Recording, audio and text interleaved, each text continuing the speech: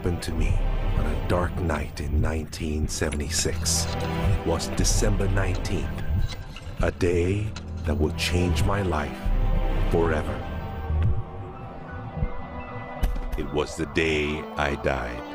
You were dead for 19 minutes. When I came back, I did not come back the same. How do you feel? I did not come back alone.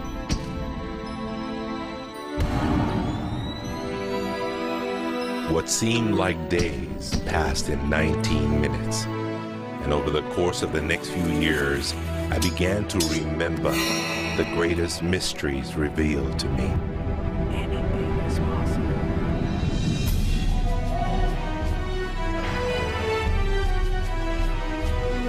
I discovered a secret beyond any secret. The sum of all secrets. My eyes have seen something. You have seen nothing. It's out there, and I will find it. You will find nothing. It's like Solomon's gold.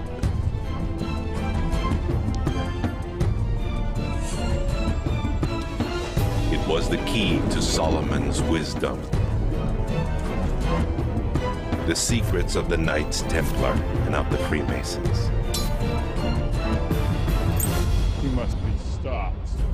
Courage, my dear boy. Be strong, be brave.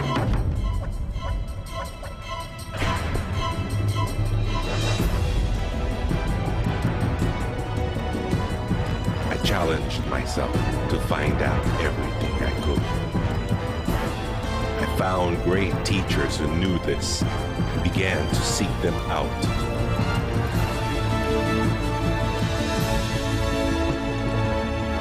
اسأل أؤمن واسمع. Ask, believe, and receive. I traveled the world, and the meta secret was revealed.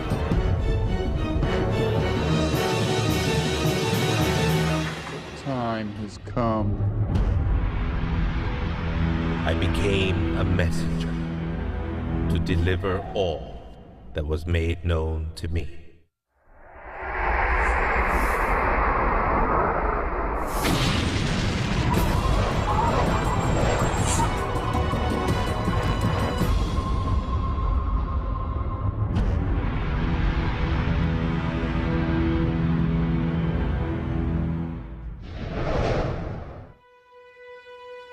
Hello there, I'm Bob Proctor. Meta is a nice word. It's a word most people don't understand. We talk about metaphysical, we'll say, oh, that's bad stuff. No, it's just what you can't see with these eyes. You got to see with an inner eye of understanding. Meta is beyond the physical. Do you know that 99% of our population has been programmed to let the outside world control the inside? If you want to get what you want, you let the inside world control the outside. That's what the meta secret's all about. The meta secret to wealth and abundance is doing what you love, following your passion, enjoying your life, being grateful for this moment, realizing that in fact, you already have wealth and abundance. You have wealth and abundance to the level that you allow it in your life. Expand your level of openness, deservingness, and you can have more wealth and abundance right now. How do you become more wealthy? You become more grateful. Studies here in the U.S. show that grateful people earn more money and are better at innovation. So the first step to becoming more wealthy is become more grateful. Find the good in your world right now, and you'll take a first step to become more wealthy. The meta secret to wealth is knowing exactly what you want and then being willing to pay the price to get it. Most people think that wealth just comes out of having this impression in your mind that you're going to live an abundant life. And that's an important piece of it, but it's incomplete. If you look at the word attraction in the law of attraction, the last 6 letters spell action, A-C-T-I-O-N. One of my favorite words is satisfaction. We all want to have satisfaction. And again, in Latin, satis means enough.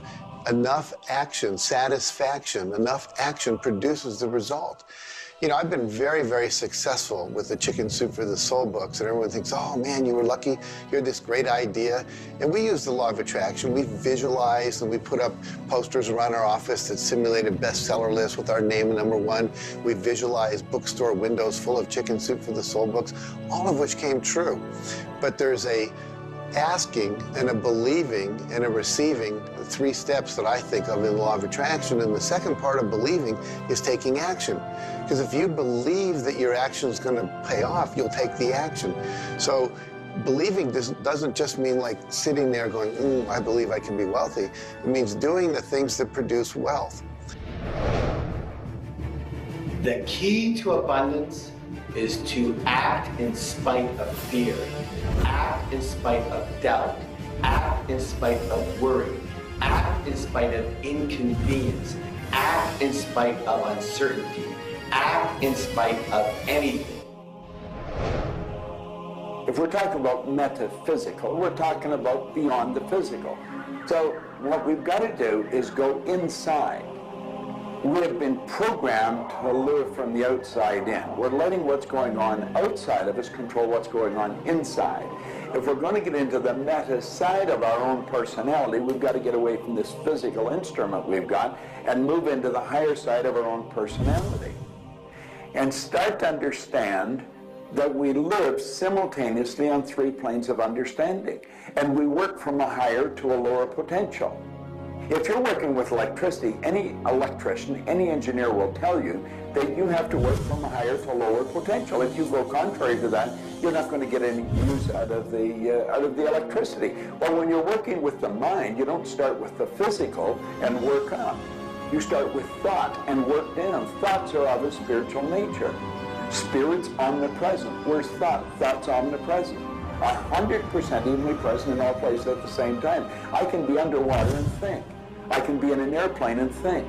I've had the pleasure of working with a couple of the astronauts that have been on the other side of the moon, and they could think. Not only could they think on the other side of the moon, they could transfer their thoughts to somebody here on Earth. It's just a form of telepathic communication. You know, it's been said that if you build it, they will come. I think if you build it, and you build something with true excellence, and you distinguish it in the marketplace, and you come up with a selling proposition, and you are aggressive in your marketing to the world, it's possible that people will come, but it's not inevitable that they will come. And sitting around passively visualizing things is not likely to get the world beating a path to your door. My meta secret about wealth ultimately is you've got to create a lot of value for a lot of people. And if you do that, you will bring a lot of wealth back to you. So by giving service and giving that which helps other people improve their lives, brings joy to them, brings service and products to them, if you do that and you keep expanding that, always be thinking about expanding your service to others. And if you do that, wealth is a foregone conclusion. First thing, quit listening to what everyone else is telling you what to do. And start paying attention to what you want to do.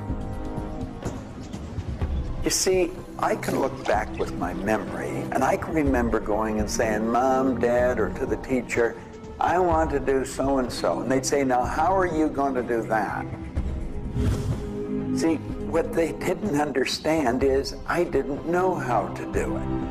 But neither does anyone know how to do the things they want to do when they first think of it. You don't have to know how. You know, 2 young bicycle mechanics from Dayton, Ohio, in the United States of America, introduced us to a new kingdom. They were the first ones to fly in airplanes. The whole world believed that you couldn't do that. Anything heavier than air is attracted towards the center of the world. You can't fly. But they wanted to, and so they did. Well, clarity to me is a very different concept than I think a lot of people. The first thing I want to know is, what do you think you're trying to accomplish? The next thing I want to know is why are you trying to accomplish it? The next thing I want to know is, if you accomplish it, what do you really think is going to happen in your life? A lot of people come to me and they say, I want to grow my business, because I work a lot in the business world, the entrepreneurial world. I teach a concept, achievement concept, a concept that is predicated on taking action and implementing, called optimization. Optimization is getting the highest and the best use and result and outcome of your time, your efforts, your emotion, your life, your relationships. But you can't begin, and this is where a lot of people, I think, really fall down. You can't begin to optimize until you take the time to observe, examine, and identify not all, but the scope of options and alternatives and other possibilities available to you, number one, to achieve the goal, and number two, as an alternative goal. Clarity is power. Just by being clear, you will automatically begin to magnetize things to you, to your life. The law of mentalism is about the mind. Everything that we have ever created, everything that has ever existed, existed first in the mind. All thoughts are the beginning of all things real. All things that you can touch and feel began in the mind. So if you want to be wealthy, you've got to decide what wealth is to you. Define it. What does it mean? How much money do you have to have? For me, financial independence meant having $30 million producing income, which allows me the lifestyle I want without having to work. And so I've achieved that. But I knew exactly what I wanted because I looked at what it would cost me to live my lifestyle. Most people don't know their net worth. They don't know their income levels of what would be required to produce what they want. They say they want to own a yacht, but they don't know what a yacht costs. They don't know what it costs for the slippage fee. They don't know what it costs to maintain a yacht. So go out and create your ideal lifestyle and then figure out exactly what it would cost to live it, and then set that number as the number you want to achieve. Then believe you can achieve it. Visualize it every single day. Take action when the action comes. Ask for what you want. Reject rejection.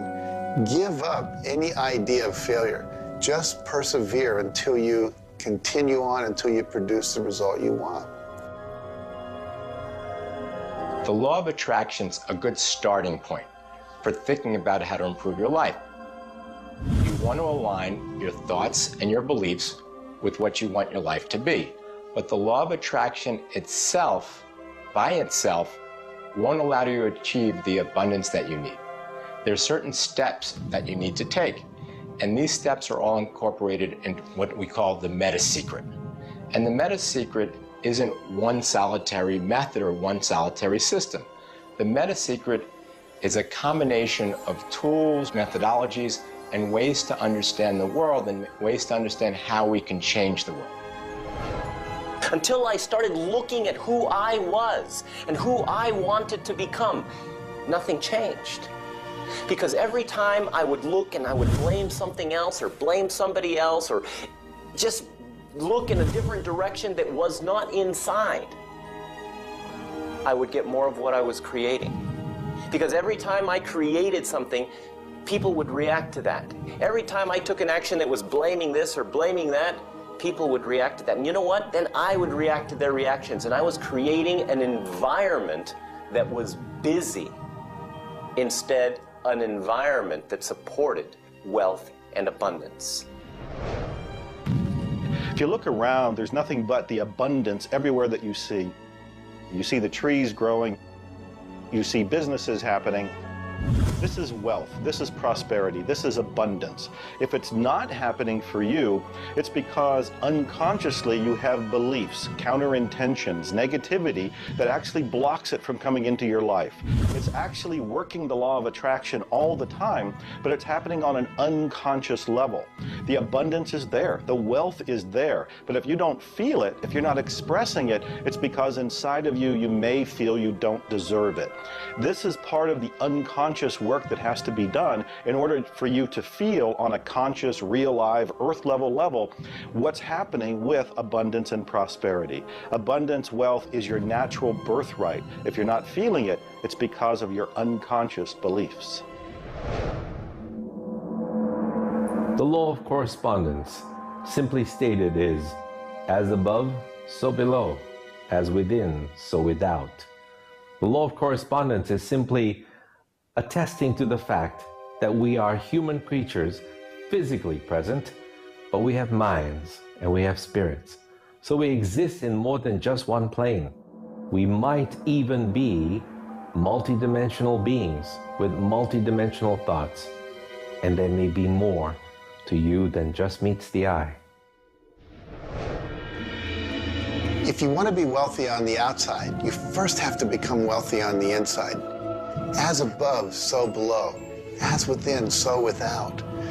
First, you have to become wealthy in your thoughts. Then you become wealthy in your outer expression of that. You have to have a wealthy attitude. You have to have a wealthy, abundant thought form about who you are and what's possible. And when you have that, it will start to manifest outside of you. If a person wants to take a quantum leap rather than incremental steps, they have to begin by understanding that they can do that. There's a marvelous little book. It's called U Square. Now think of what that means. If you square a number, you multiply the number by the number, don't you? Well, when you square, you multiply your potential by your potential. It's astronomical. I mean, you just go off the board. The man that wrote the book, Price Pritchett, he said, when you're looking at a quantum leap, he says it looks ridiculous, utterly. But in retrospect, it looks like a natural thing to happen. It was without effort. It's with ease. And that's what quantum leaps are. What you're really doing is getting rid of limitations in your mind, and you're letting your mind just take off and build a great big idea. And you start before you're ready. You defy what the masses are controlled by. You've got to move into a space all of your own. Understand you're working with an infinite power that's omnipresent. It's with you all the time. It's closer than your breath. And you get in harmony with that and just release all thoughts of limitation and make up your mind you're going to take and just compound your effectiveness. That's essentially what I did. I didn't know what I was doing at the time. I didn't understand quantum leap, but I took my income from $4,000 a year to $175,000 in a year. And then it went over $1 million. And I had no understanding of what happened. Now understand this. I had been raised to believe that if you don't have a good formal education, that you'd never be able to do what I did. If you don't have experience, you can never do what I did. I had 2 months high school and I had a bad work record. But my income went from $4,000 to over $1 million a year. Now you can do that. And the first step is understanding that you can do it. Quit listening to people tell you you can't. And start to see yourself doing something really big. Write it out on a sheet of paper. Begin by saying, I am so happy and grateful now that I have turned my annual income to a monthly income. It's not just about attracting things to you. It's about learning to trust what you're attracted to. You are naturally going to be attracted to certain kinds of people, to certain movies over other movies, to places you want to vacation versus other places, to workshops you want to take or books you want to read versus other books. Trust what you're attracted to. It will take you where you need to go, and it may not always make sense to you. I remember going to a seminar, and there was a woman teaching about how to triple your income in a year. And at that time, I was probably more like a hippie than I am the entrepreneur that I am today. And my wife, who was against making money at the time, thought it was evil when you should be in total service and all this. She said, I can't believe you're going to that workshop where they're going to teach you about how to make all this money. I thought you were more spiritual than that. I said, honey, I don't know why. I'm attracted to that workshop. I'm going to go there. So I sat down, the woman next to me, we started talking. It turns out she was a veterinarian. And it turns out that our cat had feline leukemia at the time. And I started talking to her about that, and she said, well, I'm the world's expert on feline leukemia. And I said, well, I've heard there's no cure for that. She said, no, there actually is a cure, and I can teach it to you. And so she called my veterinarian, told him what to do. My cat lived for many, many more years than the local vet thought it should. But see, I was trusting my attraction to go to that seminar, and it led me in a path that saved my cat's life, which was not where my conscious thinking was, but it was a very important goal to me to keep my cat alive. Those kind of things will start to happen. Most people are uncertain about something. They're uncertain about their next step. Here's your message. Do it. Do it. Whatever you're uncertain about, do it. Take the step. You will learn so much more. You'll get so much further faster by actually getting in the game than doing it, than thinking about it forever. One of my sayings is, one step in the right direction is worth 100 years of thinking about it. The law of correspondence, the law of mentalism, and the law of vibration all combine to help you understand that the notion of wealth is arbitrary. You're always wealthy in comparison to someone else.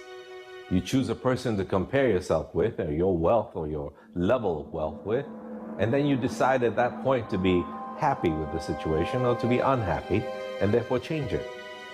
All of wealth is subjective. Understand this, and you understand that there's an ebb and a flow to your finances.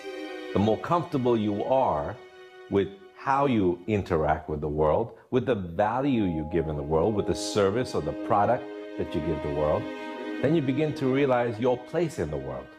And by realizing this, you participate in the abundance that is all around you at every moment and at every time. It is all yours. From the beginning, it was yours. Until the end, it will always be yours.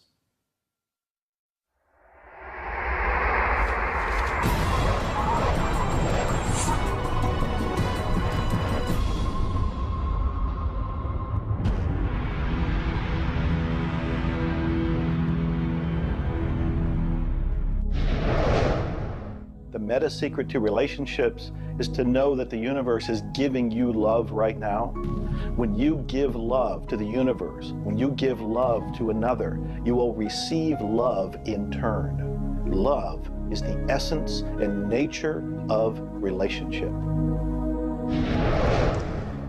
Relationships are a two-way street. It's not just about taking and giving and receiving and getting what you want, but it's also about giving.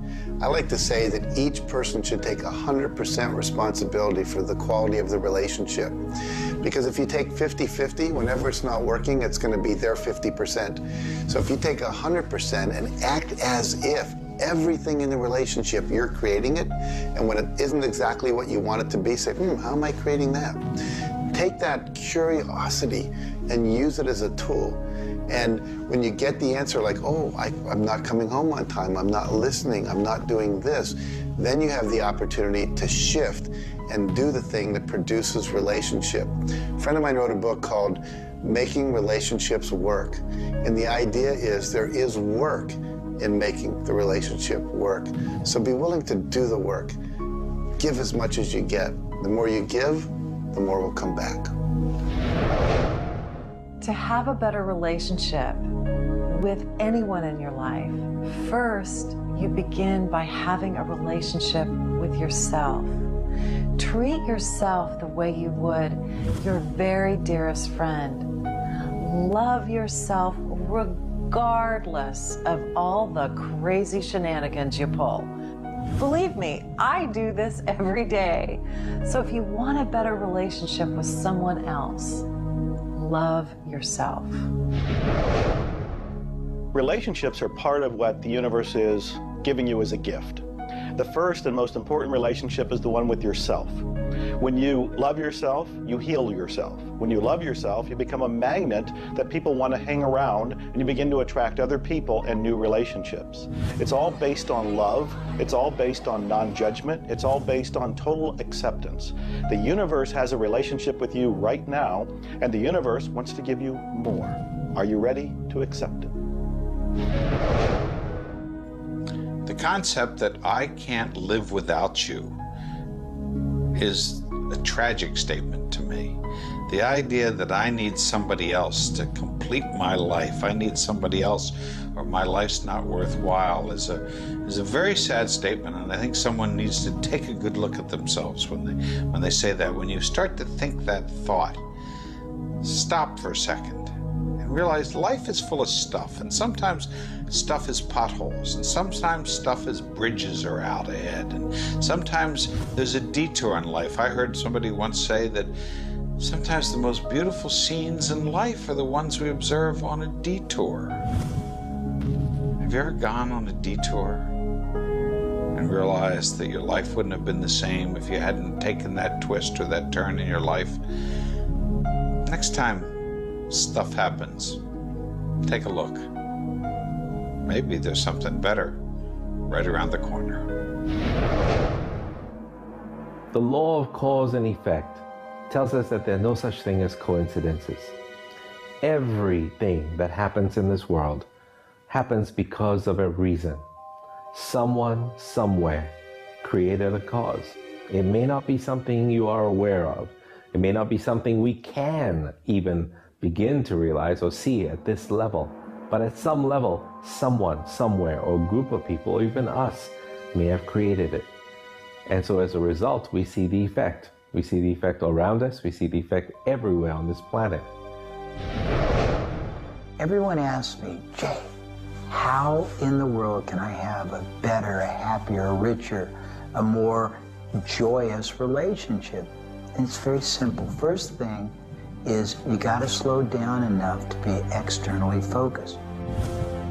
It's all about them. The more interested and externally focused you are on the other person, the more extraordinary their experience will be, and the more naturally they'll reciprocate it. The second, and you're watching me, and I've got a serious side, and you know that, but you got to get in touch with your childlike sense of curiosity, of innocence. The third is you got to be in the here and now, and that's so trite and said so often, but being in the here and now means connecting deeply and being aware of what people are saying and looking at them and being responsive to their feedback and their mannerisms. And the last thing, and the easy thing, is to, again, as I said earlier, enjoy the process. We are so busy, so stressed in our life, trying to get from one thing to another, trying to multitask, that the greatest way to have wonderful relationships is to commit, not just the time, but your being, to being there, to connecting. For me, the meta secret to relationships is to be the person you're looking for. Whatever it is you're out there looking for, be that and give it away. If you're looking for someone who's loving and kind and compassionate and generous, you need to be loving, kind, and compassionate and generous. Whatever it is you want, you've got to be that and express that out into the universe. And whatever you express out is going to come back multiplied. The meta secret of relationships is for you to develop an identity that brings out the best in your partner and helping your partner to be the best that they can in order to bring out the best of who you are. Criticism seems to be a big problem. If you are really secure in yourself and somebody criticizes you, it isn't going to bother you. Now, if you're insecure and somebody criticizes you, it's really going to bother you. You see, 9 out of 10 times, the person that's criticizing you really wants to help you. They just haven't really learned how to communicate effectively. But let's not let somebody else's criticism or their way of helping us shake us. If we're solid in our own self, and we really understand ourselves, then we can handle it and it won't be any problem. If criticism really rattles your chain or rattles your cage or really upsets you, it's not the criticism that upsets you. It's not the other person's opinion that upsets you. It's how you react to it. And you see, if you were really solid within yourself, you would respond to it. You would thank them for it and say, but I really don't choose to do that. Or you'd say, well, thank you, that's probably a good idea, I'll try it. But they're not going to knock you off track. So it goes back to have a good, sound self-image, a good image of yourself. Maxwell Maltz wrote a beautiful book on that way back around 1960 called Psycho-Cybernetics. Psyche-Cybernetic. Cybernetic is the communication mechanism in our mind. It's the image that we hold of ourselves. It's like a life-governing device. Well, you've got an image of you just same as I have an image of me. And our image controls how we walk, how we talk, how we dress, how we meet and greet people. And it also controls how we handle criticism when it comes our way. And it will come your way, just same as it comes to me and everybody. We want to be solid in our own belief about who we are and what we are. Let's really get to know ourselves. And then, rather than react, let's respond. It doesn't matter how they approach, whether they're diplomatic and trying to help us or whether they're trying to find fault. It won't really make any difference. We will listen to what they have to say, listen to it, and then we'll either accept it or reject it, but it isn't going to affect the relationship with the other person one bit. There is masculine and feminine in everything. Nothing is entirely masculine, nor is it entirely feminine. We have different aspects of yin and yang, of harshness and softness, different aspects of masculinity and femininity in everything. If you take a look at life and see it all as a combination, see how we are always living in combination, then you begin to realize and to also appreciate the law of gender. Relationships are about communion, taking our life and making it sacred through connection with another human being. So communion and making sacred is what relationship is all about. You know, there's a lot of lonely people around. And if you're lonely, I'm going to let you in on a secret. You're always going to be lonely until you become friends with yourself. If you're looking for company outside of yourself, you're looking in the wrong place. You want to go inside. And when you get to really look at you, you're going to feel so good about you. You're going to love yourself. Now, you see, as a little kid, you were probably taught, don't love yourself, that's conceit. I know I was, and most of the people I know. That's not conceit. That's a healthy, conscious awareness of who we really are. I'm not talking about an ego trip. I'm talking about really becoming acquainted with yourself. You've got to build a good relationship with you, or you're always going to be lonely. When you get angry, look at it as, okay, this is a gift. I need to release something here. And in that process, relationship becomes a school for growth instead of just like it's someone that's going to please me. Look at how can I serve them and how can I learn from them, as opposed to how can I manipulate them to give me all my needs met. If you do that, you're going to end up with a much better relationship. If you're in a relationship where you're not experiencing full love, the way to change it is not by changing the other person. It's by changing yourself. You look within yourself and you start to feel grateful for everything about you. As you change your relationship with yourself, magically, the outside relationship will change as well. You will suddenly see it transformed. You will suddenly see that there's love in that relationship with that other person. But you don't change the other person, you change you. A lot of people spend valuable time in their life focusing on the past. I could probably spoil your week if I reviewed the first 26 years of my life. My life was a mess. And you know, at the end of 26 years, imagine living for 26 years and looking at yourself, you're unhappy, sick, and broke. I had a guy look at me and he told me I was one of the most miserable people he had ever met. And he was right. I was plain miserable. He said, you're always sick. I didn't have a terminal illness or anything, but I was always backache, headache or something, and I was always broke. He said, why don't you change it? Well, as long as I kept focusing on what led me to this point, which was a bad trip, I was going to create more of the same. And he said, let it go. Forgive it. If you're looking for love and not finding it, it's no doubt because of a lack of forgiveness in some area of your life. This is true for all of us. You want to look in your life, look at your past, look at all of your relationships, and ask yourself, where have I not forgiven? Myself, my parents, my siblings, my neighbors, my relatives, my business partners, where have I not forgiven? When you go and forgive, you release the energy that allows the law of attraction to bring new love and new relationships into your life. How do you do this? You look and ask yourself, where have I not forgiven somebody? Somebody's going to come to mind. It could be you. The second thing you do is say, can I forgive them? Can I forgive myself? Whether you say yes or no, you move to the third part of this, and you start to wonder, what made that person act the way they did at that point? What made me act the way I did at that one point? And you start to go deep into understanding the psychology of behavior, and you realize we're all doing the best we can, yourself included.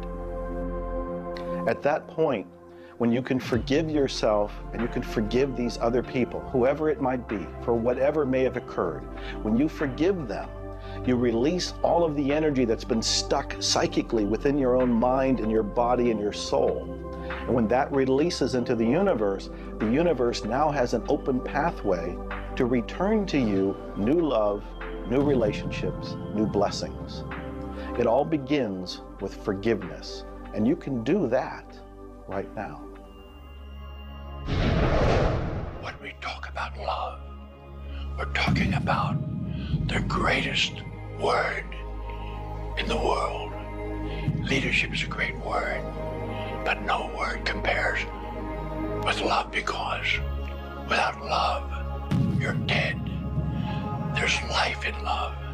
There's forgiveness in love. There's really everything. There's thankfulness in love. Now, the problem is learning where do we start, because we find sometimes in families there's no love. In marriages, there's no love. But we quit looking around and we start learning. It begins with me. And when we start learning, we're not too loving ourselves. And it begins with your learning. To me, you could say you're loving, but unfortunately, you love people you like. Love has to be unconditional, loving those you don't like. Now, in my case, when my wife married me, she said she loved me. I told her I loved her. But as soon as we got married, I would say, I love you. She said, well, why don't you act like it? I say, I do act like it. She says, you have a funny way of showing it. I say, well, I love you enough to die for you. She says, try living a little. And so I discovered, as loving as I was, I didn't fit her definition. The law of gender, the law of vibration, and the law of rhythm. All of these figure in relationships. You see, love is a dynamic. Any relationship is a dynamic. When you are actively relating, that's when it's alive. That's when it's fun. When you sit back and you start to look at the relationship, then it becomes static. It becomes a relationship to be assessed, to be looked at. But when you're relating to your partner or your spouse, amazing things happen. It's dynamic, it's moving, it's alive. And that's what all love is supposed to be, alive, and so much more fun. Changes happen all the time. We change. Human beings change. You change, I change, we all change. But if you can change together in the same direction, amazing miracles take place. Words, feelings, thoughts are all aligned. And all of a sudden, you can take on any problem and it's not an issue. That's what relationships are all about. That's what relating is all about. That's what love is all about.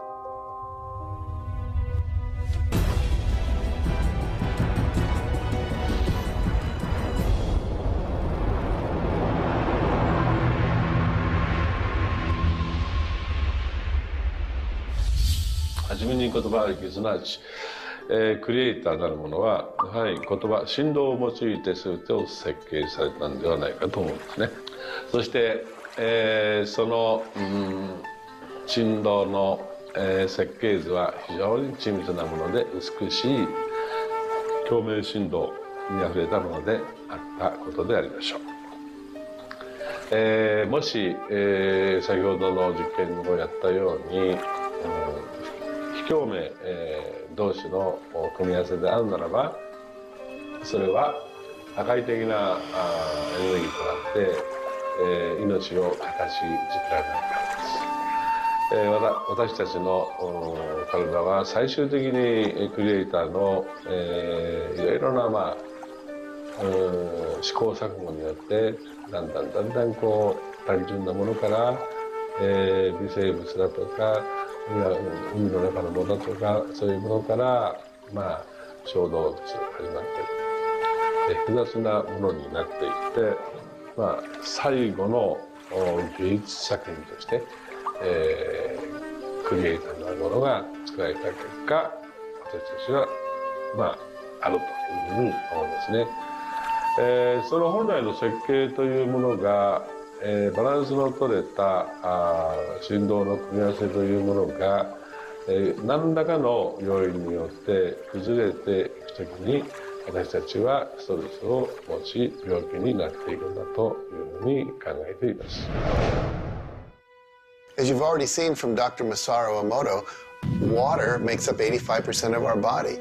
And the thoughts we think actually create a vibration in the water that has memory. And so you have to think positive thoughts. Again, we go back to forgiveness and letting go, thinking positive thoughts, expecting to be healthy, not listening to what people tell you, not taking in beliefs. I have been out in the sun my whole life. I've never gotten skin cancer, don't intend to get skin cancer. And when stuff comes on about it, I choose not to listen to it because I know that belief would affect me. So I believe that I am a person that my spiritual connection keeps me healthy. Also, though, I work on the level of the physiology of the body, the biochemistry. It makes sense to play at that level. I eat organic food. I drink healthy water that's not contaminated with chlorine and all the stuff they put in it, so I filter my water. I eat the right kinds of nutrients for my body. I've found out what I'm allergic to, and I've basically eliminated those from my diet. I exercise. So exercise and keeping my body toned. We want to have resistance exercise. We want endurance, which means we need to jog and do aerobics and things like that. And we need to have flexibility, things like yoga and Pilates. So we need a complete system to keep our body healthy. And then a detoxification, I think, is the part that most people don't do enough with. We're taking in so many toxins in the air we breathe. But if you will cleanse on a regular basis, I cleanse every Monday. I just do a cleansing diet where I just drink liquids and then I don't eat anything else, and my liver has a chance to get rid of all the toxins that are in my body. I want you to understand that you have a marvelous mind, and you can do anything with it, and don't ever listen to anybody that tells you you can't. You want to start to look at yourself not as a body or as a name. Like, I'm not Bob Proctor. Bob and Proctor are just two words. You've never heard anybody phone into school and say, body's not coming today, it's sick. Never hear anyone say, hand, it's my hand, my body, my name. Well, you see, there's something wonderful about you and something wonderful about me, and it's the same thing. We have a marvelous mind. We're creative beings. Talk to your body. You're not a body, you live in a body. Now, this may sound silly because maybe nobody's ever said this to you before, but go around just repeating maybe 1,000 times to yourself, I'm not a body, I live in a body. I'm not a body, I live in a body. I'm not a body, I live in a body. Then start telling your body to relax. The meta secret to great health is to feel good now. You do that with good thoughts, you do that with good food, you do that with plenty of sleep, you do that by doing what you love. That's the meta secret to great health. The meta secret to health is to honor your body. Listen to your body. Are you tired? Are you hungry? Are you thirsty? Do you need time to play? Have greater health. Honor your body. Health. Not just physical health, not just eating the right things and getting exercise, but let's talk about emotional health. This means doing what you love, loving what you do, looking forward each day, researching, helping other people, giving back. This is the meta secret to emotional health. To me, recognizing the divine component in us has a twofold effect. On the one hand, it's incredibly humbling because how many of us really live up to being godly? How many of us really maximize the God-given talents that we're given? How many of us really live lives of fulfilled potential? So on the one hand, it's kind of intimidating, but on the other hand, it's very inspiring. It's inspiring to think, I, as a human being, am capable of being godly. I'm not God. I'm not going to confuse myself with God, but I am capable of being godly. I am capable of a goodness which can resound around the world. I am capable, like God, of using language to bring things into existence.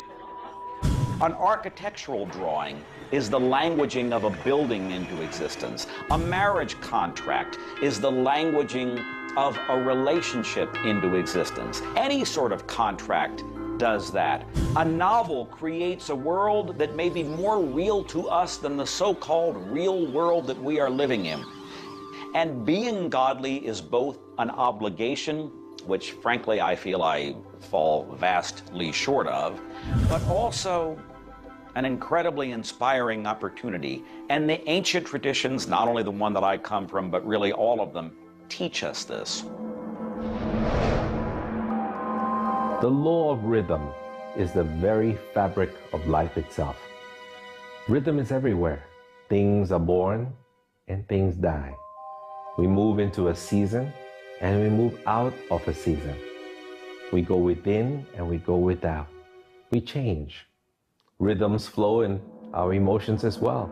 You cannot always be feeling happy. Sometimes you'll feel sad, you'll feel down, and then you'll come out of it. Whatever goes up must come down. You've heard the language. Rhythm is exactly that. And the minute you begin to realize that all of life is all about the law of rhythm, then you can flow easily in bad times and then have more fun in happy times. When you start to expect rhythms, know that if you're happy in one direction, you can also be unhappy in the other direction. The law of rhythm surrounds us, works with us, and if you master it, there's nothing you can't do.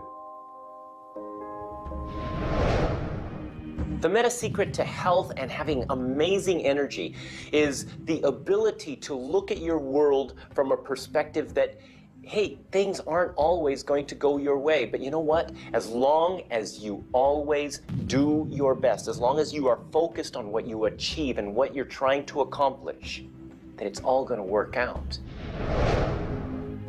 I think one of the most important keys is to recognize in life just about all the limitations that we have are self-imposed. To realize that is the greatest breakout, the greatest. I talk about staging jailbreaks in your life, breaking out of the mental prisons, getting over the walls of the self-imposed impossibilities in life. And it is remarkable what happens when you realize, take a look at what really is holding you back. And very often, almost all the time, it's you. It's you. The power lies within you. See, humor is good. It really is. I don't really understand what it does to you, but I know it does something to your brain. Norman Cousins, who's gone now, but lived a long and very, very effective life. And he had been diagnosed with a disease, and it was killing him. He was literally dying. And one day he got thinking to himself, if sadness and sickness are hooked together, then happiness and health must be hooked together. And so he had people bring in old movie films of Laurel and Hardy and all kinds of different old actors, funny stories. And he started to play them. They made him move out of the hospital. So he rented a suite of rooms in a hotel. And he had these movies playing all the time. And he was laughing, a real belly laugh. And he got better. Now, I think you know when you're laughing, you're feeling good. Start to laugh at yourself. When you make a mistake, laugh at yourself. Don't get serious with yourself. It plays a very, very important role in a healthy, relaxed life. If you want to study it further, get into some of Norman Cousins' material, and he'll explain exactly what it does to the brain that controls the vibration of the body. Start laughing a little more. Have fun. The mind can't be all it is designed to be without the body being everything it was designed to be. But we basically thwart both. Or you can have a great relationship. You can have a great financial situation. You can have a great family relationship. And the big problem in our society, certainly in Western society, people don't exercise, 92% of people don't exercise, they don't eat nutritious things, they don't complement to compensate. It's very simple. And if you break it down to the little steps like eating an elephant, you'll have the most rich, satisfying, fulfilling, gratifying, liberating life, but you gotta balance it. Health is all up here. All I know is right now, I don't have a voice, I don't have much sight, I don't have a hearing. My strength is gone. However, I have never been more excited and thankful in my whole life. The law of vibration simply states that everything is in motion. Nothing stays static. At some level, even though something may appear as if it's not moving, its molecules are moving, its atoms are moving. Everything vibrates. Not just your thoughts, everything.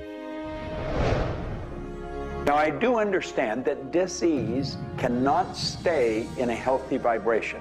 It just cannot. I also understand you cannot turn disease into health, but you can release disease and recreate health.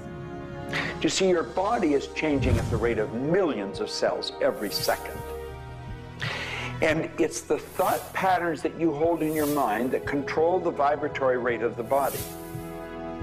Your brain is an electronic switching station. There's all kinds of material written on thought, on attitude, and on health. And I do know this.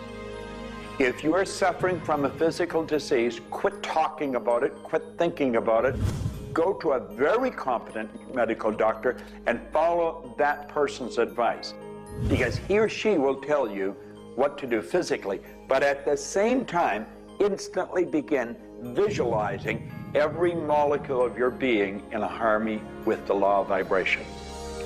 Now, I would have an affirmation that I would repeat. I am so happy and grateful now that every molecule of my being is vibrating in perfect harmony with God's laws. My body is getting healthier and stronger and more vibrant every minute of every day. And repeat that. Treat it like a mantra.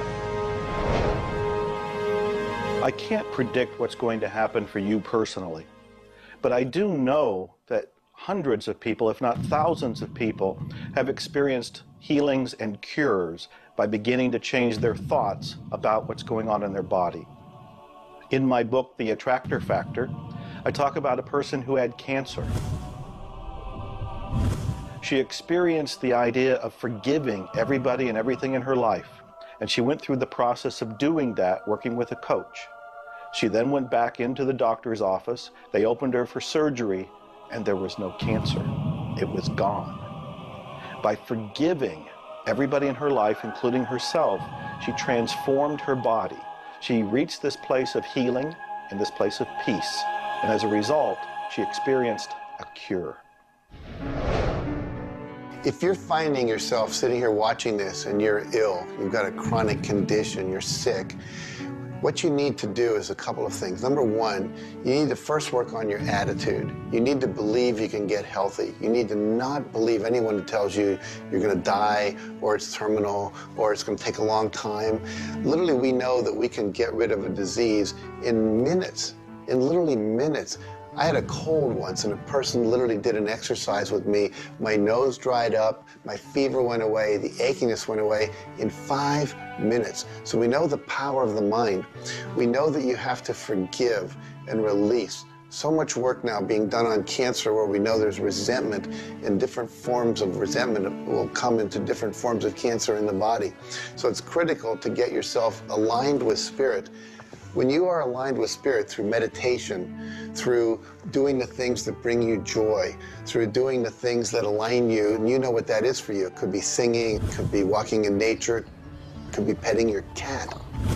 When you move into that state, healing naturally takes place through you. There's this innate, natural healing ability that's always working to heal you if you get you out of the way. By you, I mean your ego mind, your beliefs, your fears, your doubts, all of that stuff, all of the resentments you've held that you haven't released, that will keep you sick. So you've got to do some kind of work to get into a spiritual alignment and to release the negativity.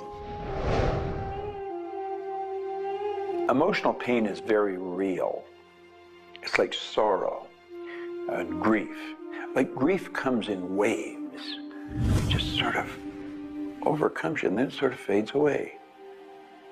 You could have experienced some traumatic situation, anything from rape to the loss of a loved one, or being held up, where somebody invaded your privacy in some way or another. And it causes deep emotional pain. What we want to realize is that we are bringing that on ourselves. You say, well, wait a minute, you're not bringing it on yourself. No, but you're reliving the situation. We've got to separate ourselves from the incident, from the situation. We've got to realize that it's a very real part of life, and attempt to separate ourselves from it and deal with it as best we can, and then let it go. Otherwise, we're going to carry it with us, and we're going to keep experiencing it over and over and over again. どうやってわかるか。振動という、まずそもそもその水の結晶とは何かということになりますけどね。結晶というのはやはり情報だと思います。で、情報というのはバイブレーションですね。で、バイブレーションのデザイン家が雪の結晶あるいは水の氷結結晶という形になって現れてきていると思いますが、やはり我々がなんで美しいとか醜いだとかそういうような認識能力があるのか、あるいはそれだけには全人類本当に、一緒の価値観を僕は持っていると思いますが、それはもうやはりクリエイターがそのように設計されて、いるからだと思うんですね。それが崩れちゃったらもうこれはもう本当にどうしようもないんだけど、その美醜というのが我々の美しさ、ごめんなさい、バイブレーションの健全さということにつながっていると思います。水は神が自分の意識あるいは意図をまんべんなくこの宇宙に伝えるためのキャリアとして、作られたものだと思いますね。ですから水が別の言葉で言うならば神の、一種のメッセンジャーということになると思いますね。それの形が大げさで言えば結晶という形で表されていると。で神にとって、ふさわしくないなと思うような現象については水はやはり結晶的にノー、良いものはイエスという判断を示すというふうになっていると思うので、それがなぜできるのかということになってくると、これはまた僕にとっては来世の研究課題かもしれません。Stress is caused, in my opinion, when we take our power and give it to the problem. We want to maintain the power. I'm in control of me. The power is going to stay with me. I am not going to let the condition, the circumstance, or the challenge that I may be facing control me. You can make a decision right now that you are going to maintain your power and you're going to let everything outside stay outside, and you know that when you're in a totally relaxed state, the solution to problems come. Quit getting involved in these sophisticated stress management deals. Release the stress. Let it go. You're in charge of your body. Just say, peace, be still. Visualize a beautiful lavender energy flowing right into the crown of your head and circulating right through your body. And then start to imagine every molecule of your body vibrating in perfect harmony with God's laws. You're totally relaxed. You're in charge of yourself. There is no stress where there's relaxation. Be calm, peace, be still. Don't even use that word anymore. Get rid of it. Release it. The laws of cause and effect, of rhythm and polarity, come into play when we talk about your health. Your body is an amazing symphony. Amazing miracles taking place on every part of your body. And what holds it together are fields of force that we cannot even begin to understand. Every day, your cells are renewing until you have new organs generated all the time. And your body and your cells are repairing themselves even as they remove toxins from your body. I can't help to wonder sometimes if you gave that entire symphony a wonderful environment filled with fields of happiness and radiant joy and vitality, how that growing, renewing process might work a little bit better, sort of like happy children in a playground.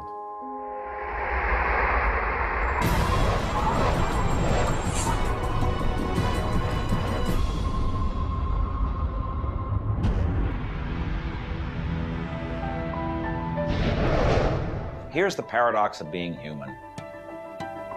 Real happiness is only available in the moment.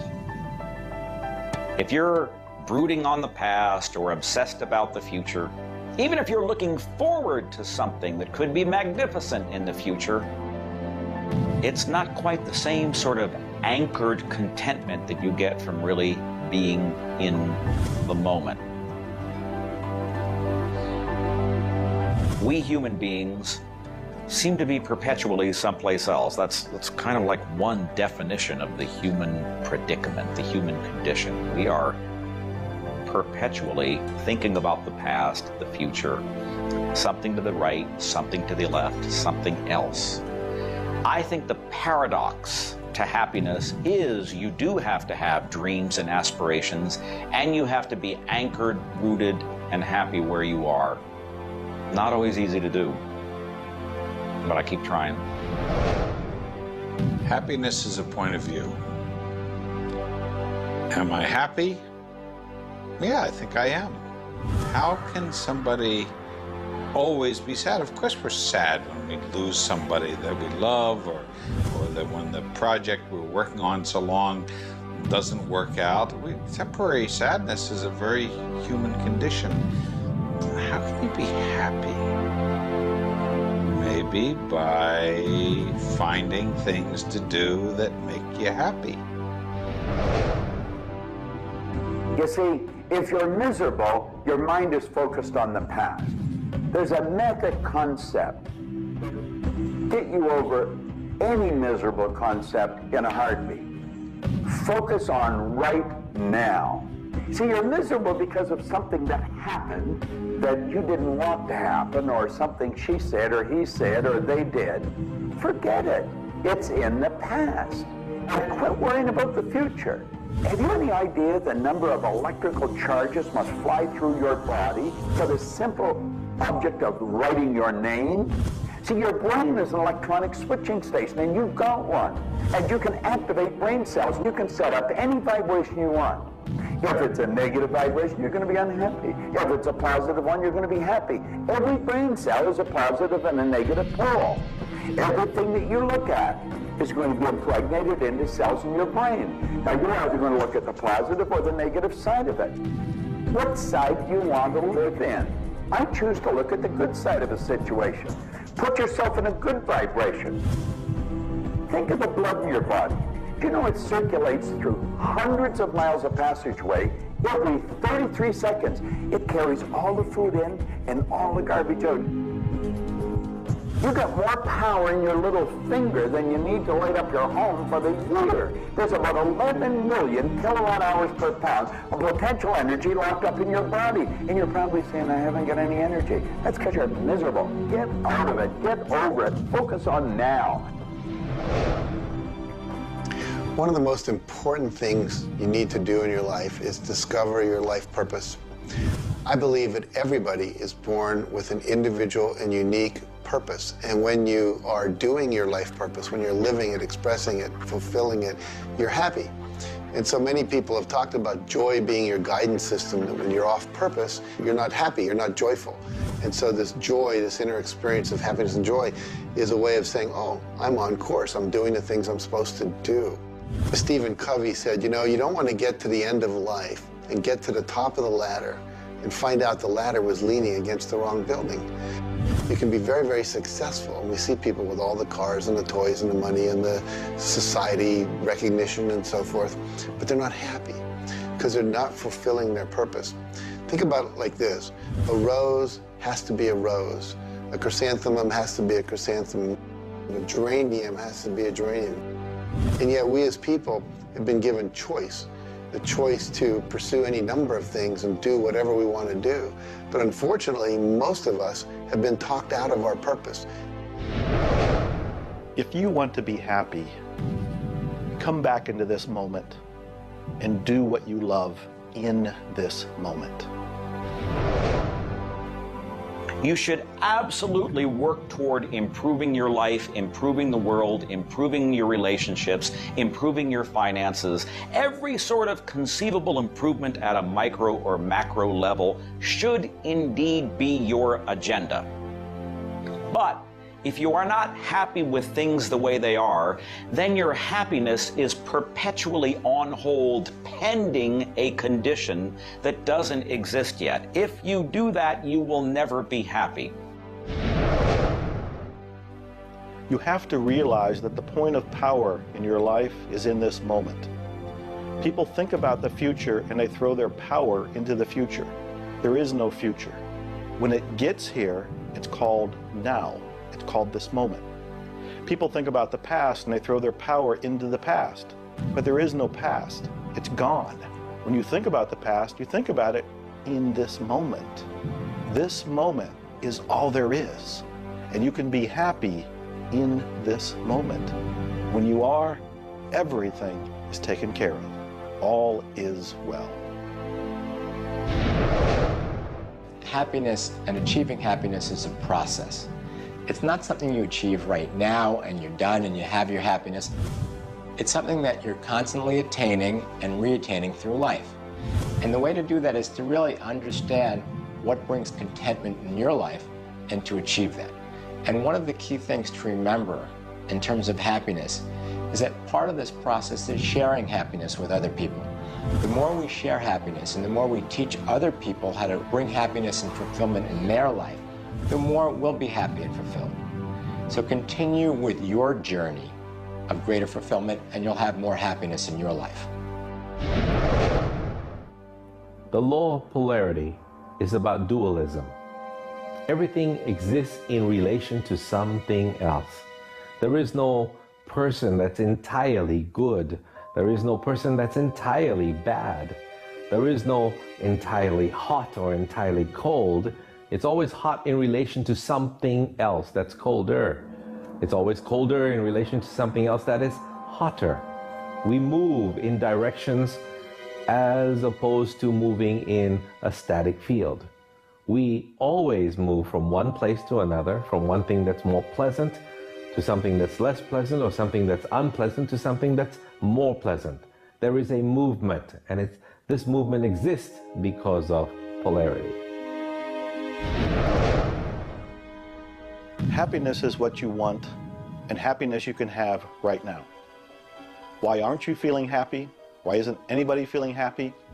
Because psychologically they use unhappiness as a motivator. They think by being unhappy, angry, desperate, frustrated, whatever the feeling might be that's not happiness, that it will whip them forward. It'll make them take action. And it's something that actually shoots themselves in the foot. Because when you are happy now, which is available to you right now, you know what your choices are. You can see what your decisions are to be, and you can more clearly decide on what to do next.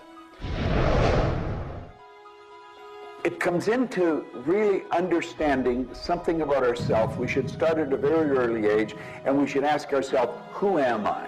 You know, what really makes me tick? And get to know ourselves. We're in a hurry to get a car or build a business or buy a house. We should introduce ourselves to ourselves. School hasn't done it. Our parents aren't doing it. You go to work for somebody, they're not going to do it. So if you don't do it for yourself, you're not going to do it. This deals between you and yourself. Pogo said, we have seen the enemy, they are us. Whatever has happened in your life, whatever's going on for you, if it's not the way you want it, any situation, consider the fact that everything happens for a reason, and that reason is there to serve you. How can you reframe this? How can you relook at this in such a way that helps you, that supports you, that puts you on the path to success and positivity again? It doesn't help you to be negative. It doesn't help you to wallow. All that can do is bring you down. It's time to change your mind. It's time to reframe, relook at it, have a new perspective, a new view, and put this in the light of this was there to serve you. There's no accidents in the universe. This happened for a reason, and that reason is there to help you. We grow up with the idea rich people aren't happy. Well, I know rich people that are laughing. They're very happy. And of course, I know people that are very wealthy and are very unhappy. I remember old Nightingale one time saying, since it doesn't make any difference whether you're rich or not, if you're happy or not, you might as well be wealthy. And then if you're miserable, you can at least be miserable in comfort. We've got to understand that all the money in the world is available to us, but we have to earn it. Now, that does not mean we should work. This is where the meta secret really comes into play. Working happens to be the very worst way to earn money. We should work for satisfaction. People should go to work at what they love doing. When we think of work, what we're really talking about is how we spend our days. Work has probably a bad energy attached to it. We should spend our days doing what we absolutely love to do. When it comes to the fear of failure, you look at your life and you ask, if I pursue my dream, my passion, my love, and it doesn't work out, will I still be okay? Can I still love myself? Will life still go on?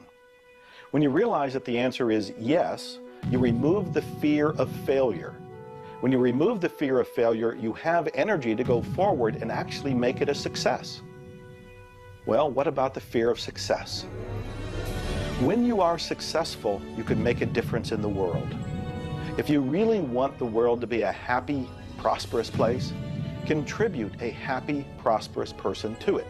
You.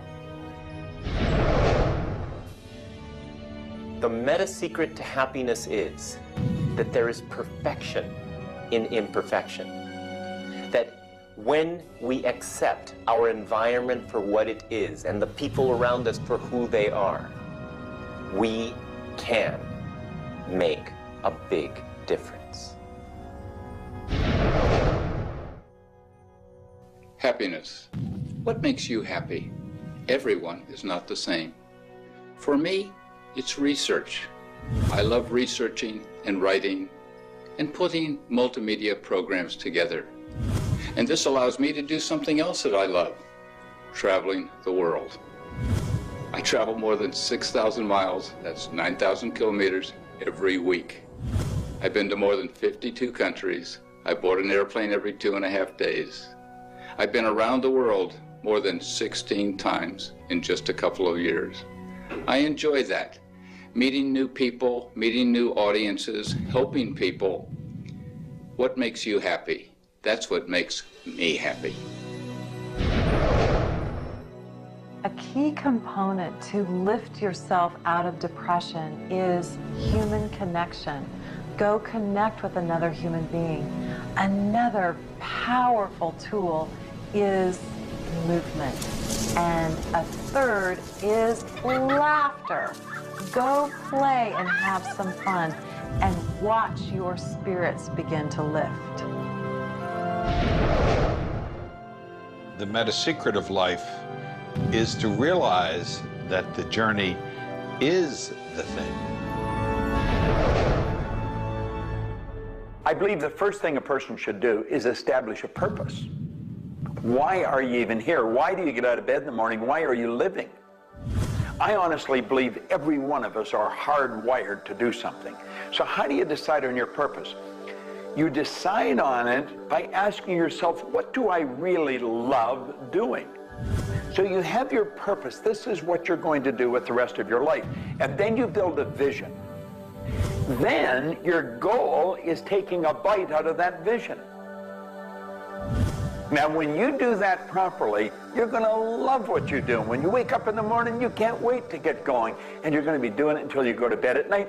Therefore, all of your day, all of your hours are filled doing with what you love to do. That's called living. Everything else is dying. See, there's a basic law of life. It says create or disintegrate. You're growing or dying. Find out what you love, dedicate your life to it.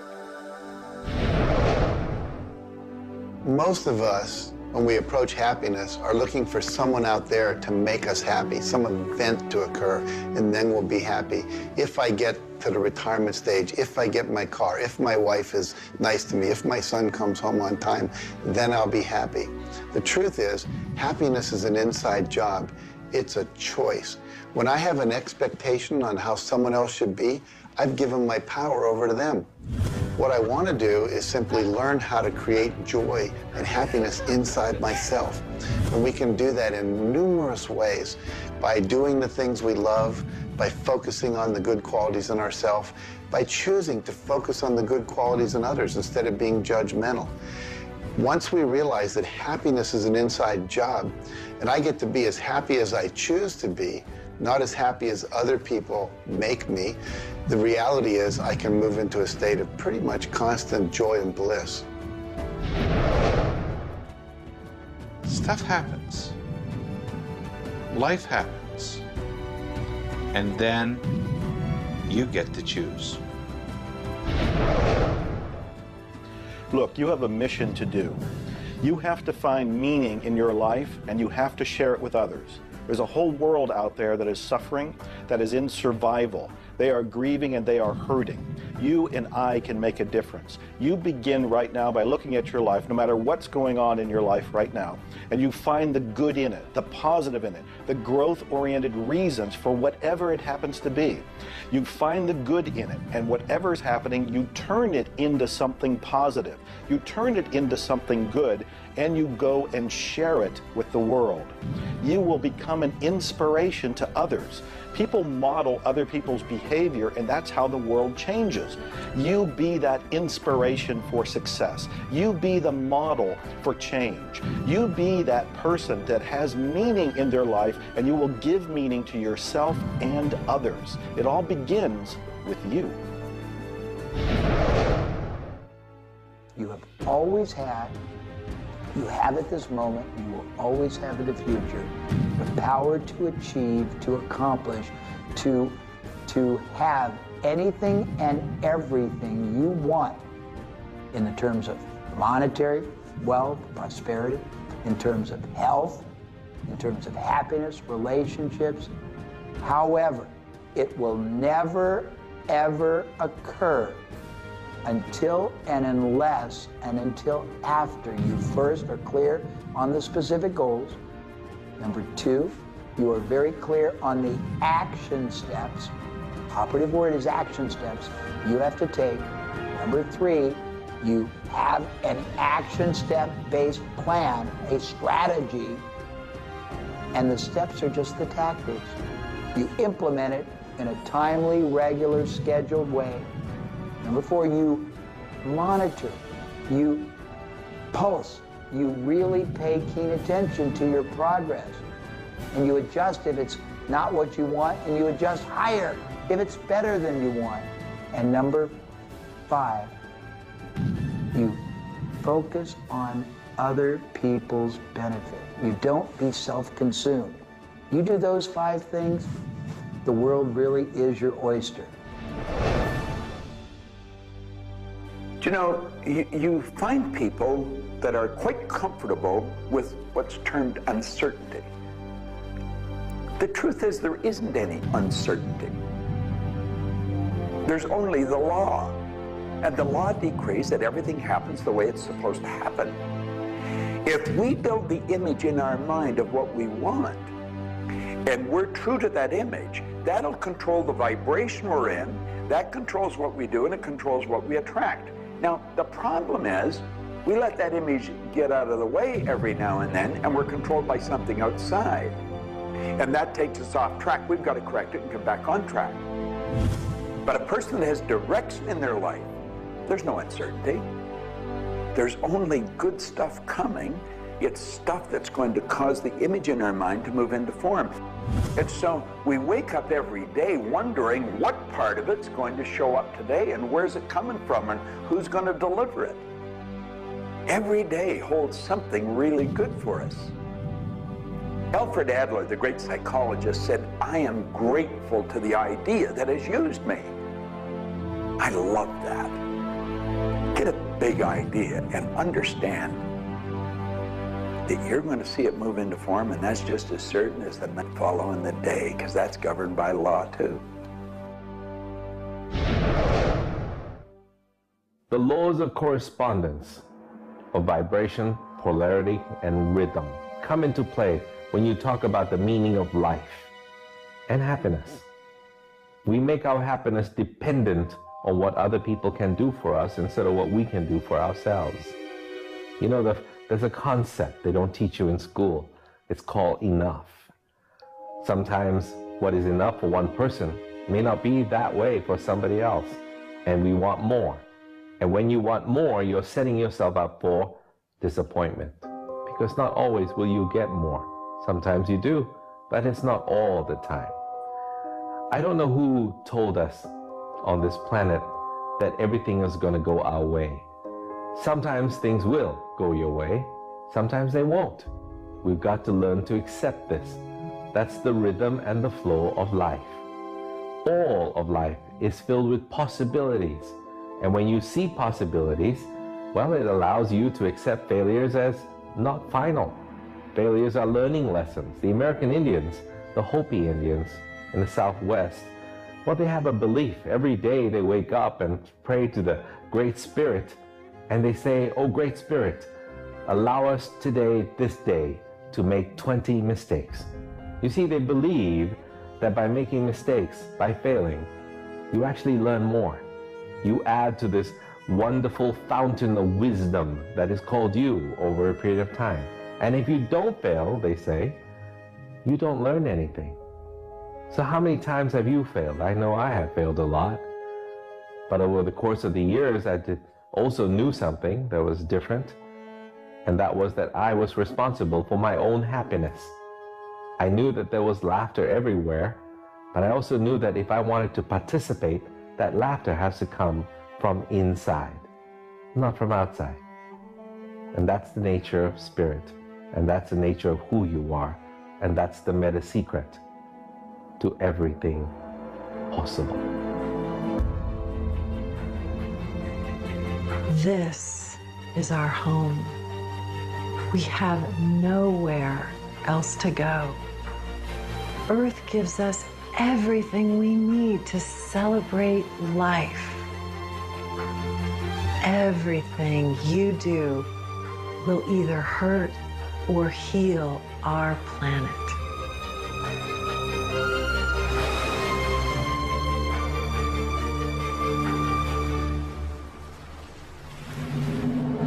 You were brought here to learn many lessons. To learn how to love who you are, where you are, and the people you surround yourself with. Just remember that you carry within yourself everything you need for the fulfillment of your life's purpose. You are the sum of all of your experiences, all of your choices, and you are a work in progress. You deserve more happiness, more love, more joy, more abundance, and especially more fun. Life was never meant to be a struggle. You were meant to participate in this grand miracle called life. And as you begin to look all around you, start now to taste, smell, hear, and touch with your heart the abundance that surrounds you. You are indeed spectacular beings of light. So if you want to know the meta secret to life, to happiness, live more, love more, laugh more. Change the stories in your head, and you can change the world. It's a short trip. Make it a good one.